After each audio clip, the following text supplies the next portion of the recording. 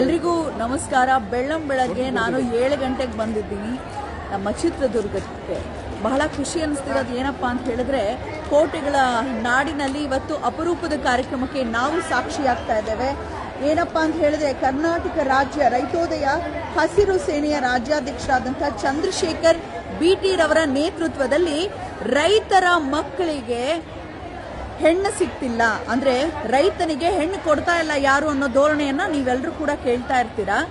ಇವರು 90,000 ಕಿಲೋಮೀಟರ್ ಓಡಾಡಿ 1008 ರೈತರಿಗೆ ಮದುವೆ ಮಾಡಿಸ್ತಿದ್ದಾರೆ. ರೈತರ ಮಕ್ಕಳ ಒಂದು ಜೋಡಿ ಮಾಡ್ತಾ ಇದ್ದಾರೆ. ಅವರನ್ನ ನೀವು ನೋಡ್ಬೋದು, ಇಲ್ಲಿ ವೇದಿಕೆ ಮುಂಭಾಗದಲ್ಲಿ ಎಲ್ಲರೂ ಇನ್ನೂ ಬರ್ತಾ ಇದ್ದಾರೆ. ಅಲ್ಲೊಂದಷ್ಟು ಜನ ನಿಂತಿದ್ದಾರೆ. 1008 ಜೋಡಿಗಳು ಇವತ್ತು ಮದುವೆ ಆಗ್ತಿದ್ದಾರೆ. ಅದರಲ್ಲೂ ವಿಶೇಷ ಏನಪ್ಪ ಅಂತ ಹೇಳಿದ್ರೆ, ತಾಯಿ ಆಶೀರ್ವಾದ ಪಡ್ಕೊಳ್ಳೋಣ. ವಿಶೇಷ ಏನಪ್ಪ ಅಂತ ಹೇಳಿದ್ರೆ, ದೊಡ್ಡಮ್ಮ ದೇವಿ. ವಿಶೇಷ ಏನಂದ್ರೆ, ಎಲ್ಲರೂ ರೈತರ ಮಕ್ಕಳು. ಅದರ ಹಿಂದಿರುವಂಥ ವ್ಯಕ್ತಿ ನಮ್ಮ ಚಂದ್ರಶೇಖರ್ ಅವರು. ನಿಜಕ್ಕೂ ಇದೊಂದು ದೊಡ್ಡ ಸಾಧನೆ ಚಂದ್ರಶೇಖರ್ ಅವರೇ. ಇವರು ಕರ್ನಾಟಕ ರಾಜ್ಯ ರೈತೋದಯ ಹಸಿರು ಸೇನೆಯ ರಾಜ್ಯಾಧ್ಯಕ್ಷರು. ನಿಮ್ಗೆ ಯಾಕೆ ಈ ಒಂದು ವಿಚಾರ ಬಂತು? ಯಾಕಂದ್ರೆ ಎಲ್ಲ ಕಡೆ ರೈತರಿಗೆ ಹೆಣ್ಣು ಕೊಡಲ್ಲ ಅಂತಾರೆ. ಅದಕ್ಕೆ ನಾವು ಸಾಮೂಹಿಕ ವಿವಾಹ ಬಹಳ ನೋಡಿದ್ದೀನಿ, ಆದ್ರೆ ಇದು 1008 ಬರೀ ರೈತರದ್ದೇ ಮದುವೆ ಆಗ್ತಿರೋದು ತುಂಬಾ ವಿಶೇಷ. ಸ್ಟಾಪ್ ಮಾಡಕ್ಕೆ ಏನಿಲ್ಲ, ಈ ದೇಶದ ರೈತನಿಗೆ ತುಂಬಾ ಅವಮರ್ಯಾದೆ ಮಾಡ್ತಿರುವಂತ ನಮ್ಮೆಲ್ಲ ಜನಗಳಿಗೆ ನಾನು ಗುಡ್ ನ್ಯೂಸ್ ಅಂತ ಹೇಳ್ತಾ ಇದ್ದೇನೆ. ಪ್ರತಿ ವರ್ಷ ಇವತ್ತು 1008 ಅಲ್ಲ ಮೇಡಮ್, ನನಗಿದು ಸಣ್ಣದಾಗಿದೆ.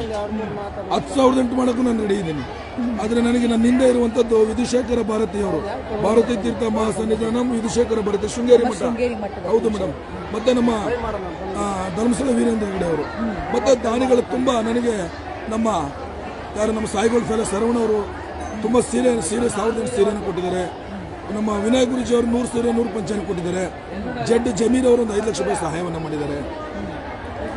ಜೊತೆಗೆ ನಾನು ಖುಷಿಯಿಂದ ಹೇಳೋದಂದ್ರೆ, ಮೇಡಮ್ 100 ಮಾಡಲಿ ಮದುವೆ ಅಂದ್ರು.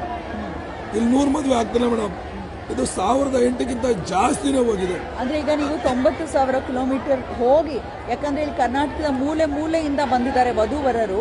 ಸೊ ಇಂಟೆನ್ಷನ್ ಏನು, ಯಾಕೆ ಆ ರೀತಿ ಮಾಡಿದ್? ನೀವೊಂದು ಮಾತು ನನಗೆ ಹೇಳಿದ್ರಿ, ಬಡವರು ಅಂದ್ರೆ ರೈತರು ಜಮೀನ್ ಮಾರ್ಬಿಟ್ಟು ಹೆಣ್ಮಕ್ಳು ಮದ್ವೆ ಮಾಡ್ಕೊಂಡು ಜಮೀನ್ ಕಳ್ಕೊಳ್ತಿದ್ದಾರೆ. ಮತ್ತೆ ಯಾರ್ದೋ ಮನೆಗೆ ಬೆಳಕಾಗಿಸ್ಲಿಕ್ಕೆ ಹೋಗುವಂತ ಹೆಣ್ಮಗಳು ತನ್ನ ಹುಟ್ಟಿದ ಮನೆಯ ಬೆಳಕನ್ನ ಆರಿಸಬಾರ್ದು ಅನ್ನೋದು ನಿಮ್ಮ ಚಿಂತನೆ ಇದೆ ಅದ್ರ ಹಿಂದೆ. ಹೌದಲ್ಲ ಮೇಡಮ್, ಇರೋದೇ 2 ಎಕರೆ ಜಮೀನು ಮಾಡ್ಬಿಡ್ತಾರೆ.